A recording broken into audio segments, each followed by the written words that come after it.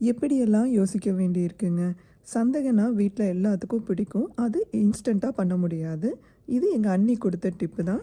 Super மார்க்கெட்ல இந்த மாரி இன்ஸ்டன்ட்டா ரைஸ் நூடுல்ஸ் கிடைக்குங்க. அது கொஞ்சம் ரஃப்பா இருக்கிறதுனால ஸ்டீமர்ல வச்சு ஒரு 5 மினிட்ஸ் ஸ்டீம் பண்ணி எடுத்துட்டேன். அவ்வளோ சாஃப்ட் ஆயிடுச்சு. இதுக்கு நடுவுலயே தக்காளிய நல்லா பிளெண்டர்ல போட்டு நல்லா பேஸ்ட்டாட்டம் அரைச்சு எடுத்து வச்சாச்சு.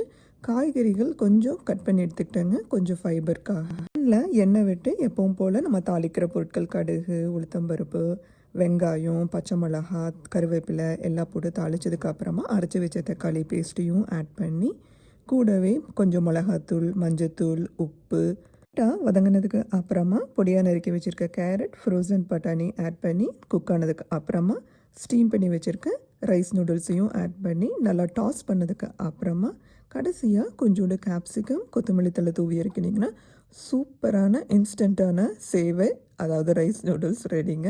கண்டிப்பாக நீங்களும் ட்ரை பண்ணி பாருங்கள். நீங்கள் இந்த மாதிரி ஏதாவது இன்ஸ்டண்ட்டான ரெசிபி உங்களுக்கு பிடிச்ச மாதிரி நீங்கள் ட்ரை பண்ணியிருக்கீங்களான்னு மறக்காமல் கமெண்ட் பண்ணுங்கள்.